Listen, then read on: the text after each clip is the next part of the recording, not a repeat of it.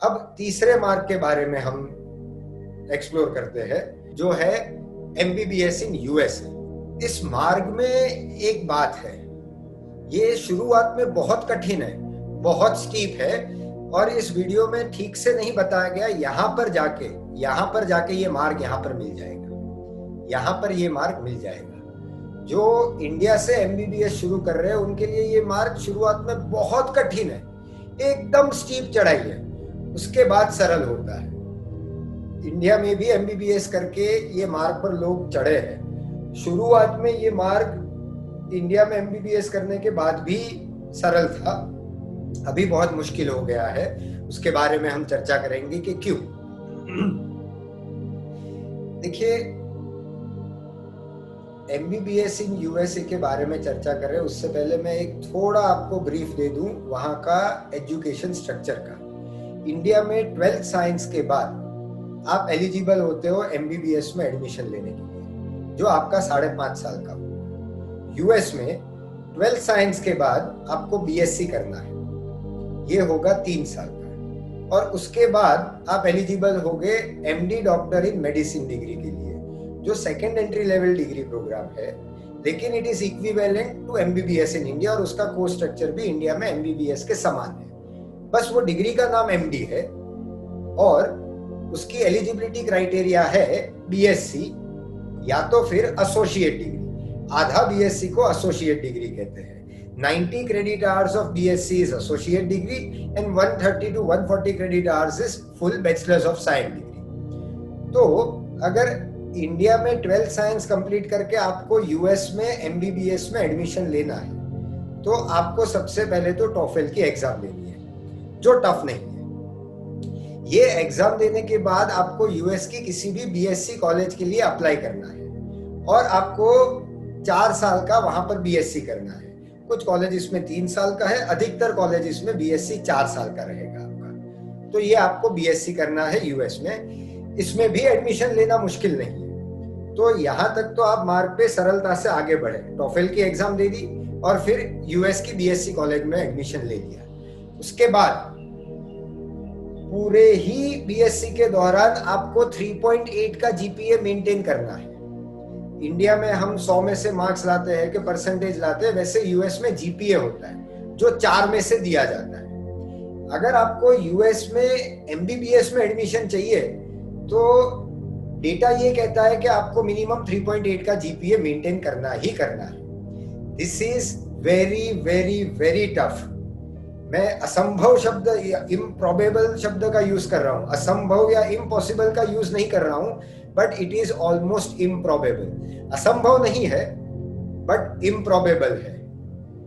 इसका सत्य हो जाना बहुत ही ज्यादा कठिन, बहुत ही ज्यादा मुश्किल दिखाई दे रहा है, क्योंकि ज्यादातर लोग तो आपके लिए ये भी जानना आश्चर्य होगा कि लोगों को 4 में से 4.2 4.3 जीपीए मिलता है, 4.5 जीपीए तक जा सकता है आउट ऑफ 4, यानी 100 में से 110 मार्क मिलते हैं। जब ये बाहर कहीं प्रैक्टिस कर रहे होते हैं कि कोई सोशल वर्क किया होता है तो उन लोगों को ये एक्स्ट्रा जीपीए मिलता है। तो 3.8 जीपीए बनाना, एक्स्ट्रा करिकुलर एक्टिविटीज में भी पार्टिसिपेट करना, और ये बीएससी पढ़ते पढ़ते आपको एमकेट का प्रिपरेशन करना। जैसे इंडिया में नीट का एग्जाम है, वहां पर एमबीबीएस में एडमिशन के लिए एमकेट का एग्जाम है। तो ये एमकेट के एग्जाम में भी आपको 500 मार्क लाने पड़ेंगे और 3.8 जीपीए मेंटेन करना पड़ेगा। ये एक साथ करना इंडियन स्टूडेंट्स के लिए ऑलमोस्ट इम्पॉसिबल है, ऑलमोस्ट। और इम्प्रॉबेबल शब्द का यूज करते हैं हम, वो ज्यादा बेहतर रहेगा। क्यों? क्योंकि हम पढ़े हैं रोट लर्निंग एजुकेशन सिस्टम में, और वहां पर है प्रॉब्लम बेस्ड लर्निंग सिस्टम। हमारी जो 17 साल 18 साल की जो एजुकेशन सिस्टम है वो ये है कि रट्टा मारने की है, जो टेक्स्ट बुक में लिखा है वो छाप देना है, और वहां पर समझ की सिस्टम है। वहां पर जैसे मैं आप सबके भीतर समक्ष ये अभी बता रहा हूं, वैसे आपको सभी स्टूडेंट्स के बीच में आपका प्रेजेंटेशन देना है। बहुत सारी चीजें हैं जो बहुत अलग है, इसके बारे में भी आप मुझे जरूर से पूछे क्वेश्चन एंड आंसर में, मैं तब उसमें भी और डिटेल में जाऊंगा।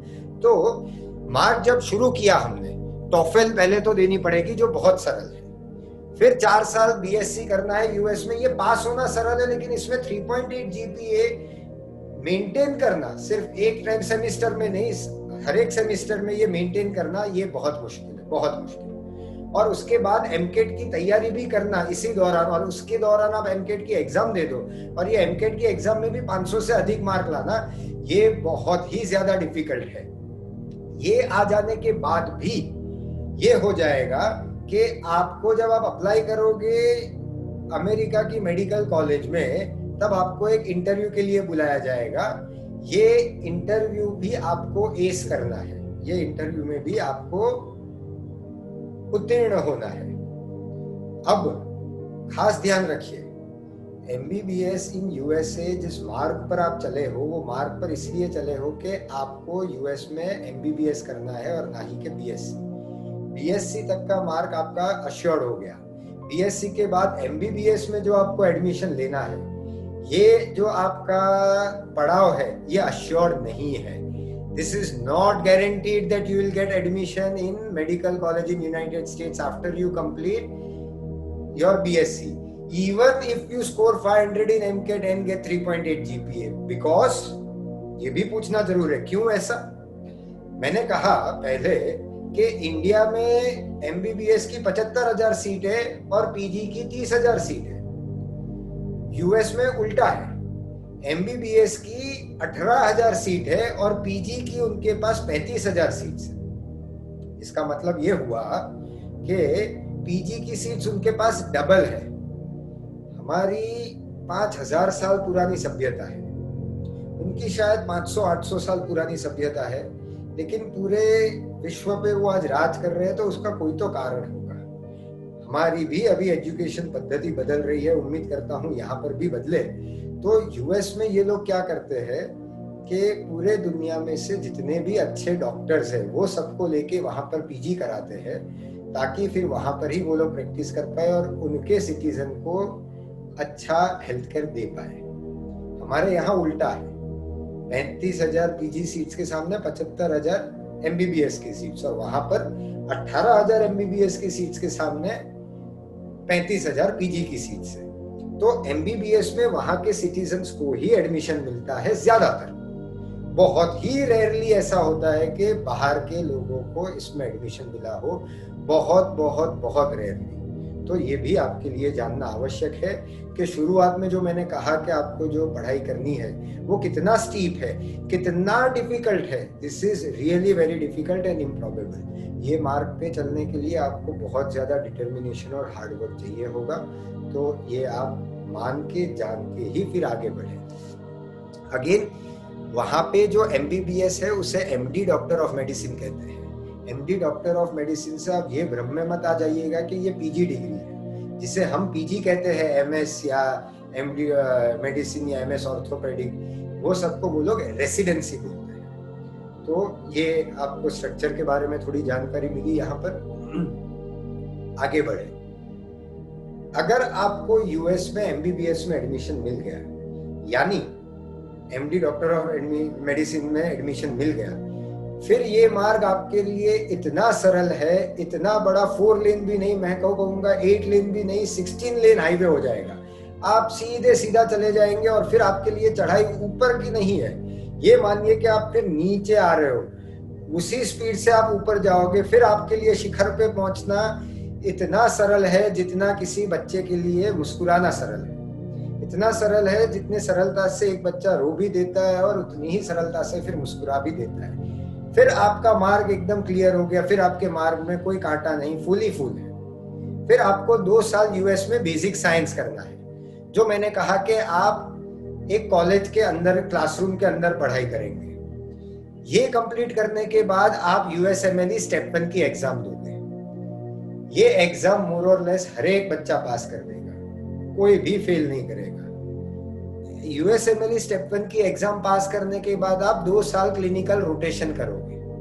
ये होंगे एसीजीएमई अप्रूव्ड क्लिनिकल हॉस्पिटल्स में। यूएस का क्यूरिकुलम जो है 4 साल का जो कोर्स है, 2 साल बेसिक साइंस, 2 साल क्लिनिकल साइंस। क्लिनिकल साइंस होंगे एसीजीएमई हॉस्पिटल में।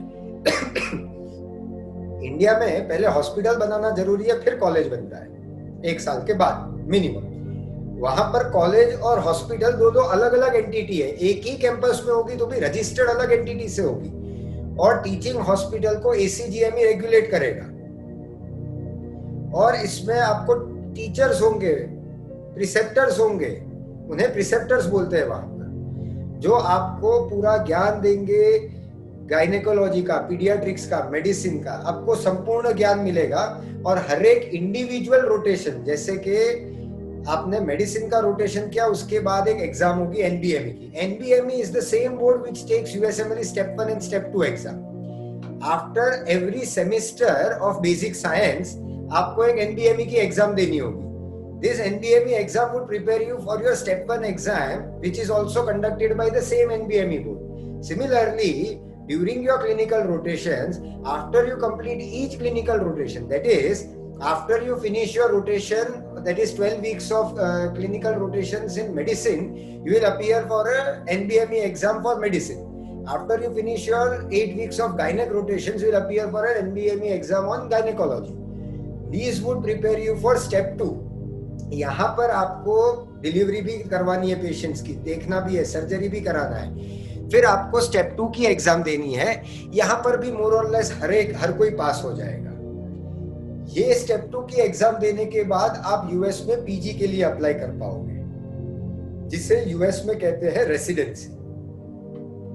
यूएस की एमबीबीएस कॉलेज में यानी एमडी किया हो आपने, तो डेटा ये कहता है कि 98% लोगों को यूएस में पीजी या रेसिडेंसी मिल जाता है।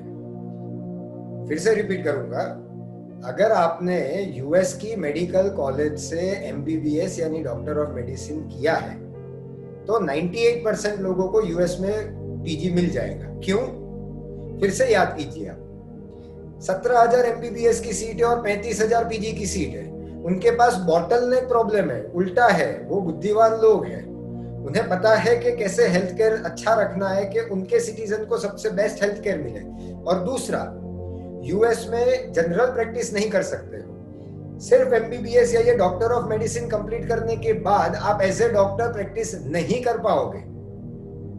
आप एज ए डॉक्टर पीजी या रेसिडेंसी के बाद ही प्रैक्टिस कर पाओगे। ये सबसे बड़ा पॉइंट है, वहां पर स्पेशलिस्ट डॉक्टर्स ही है, जनरल प्रैक्टिशनर्स नहीं है। इसीलिए उन्होंने ये बॉटलनेक प्रॉब्लम रखा है और पूरे वर्ल्ड के बेस्ट डॉक्टर्स को बुला के वहां पर पीजी कराते हैं। अब जो आपके लिए जानना सबसे जरूरी है वो ये है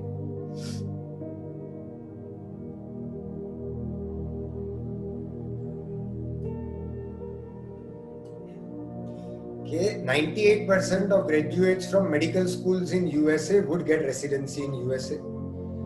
यूएस में जो रेसिडेंसी का ड्यूरेशन है वो 3 से 5 साल का है। मेडिसिन 3 साल का होता है, कुछ सर्जरी 4 साल का होता है, न्यूरोलॉजी 5 साल का होता है। जैसे इंडिया में भी पीजी 3 साल का होता है और फिर सुपर स्पेशलिटी और 2-3 साल का होता है, उसी प्रकार यहाँ पर भी 3 से 5 साल का पीजी होता है। ये 3 से 5 साल का पीजी कंप्लीट करने के बाद आपको यूएसएमएल स्टेप 3 की एग्जाम देनी है। इस एग्जाम के बाद आप यूएस में एज ए डॉक्टर प्रैक्टिस कर पाओगे।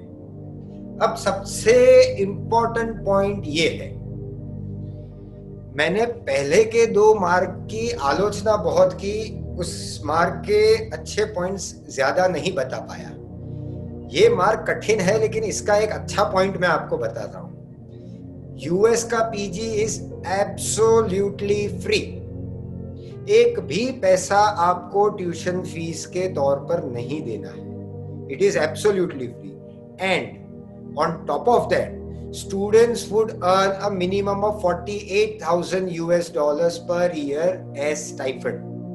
एक तो बिल्कुल ही फ्री है यूएस में पीजी, उसके ऊपर से आपको हर साल का $50,000 यानी 35 लाख रुपए के आसपास आपको एक साल का स्टाइपेंड मिलेगा पीजी पढ़ते पढ़ते।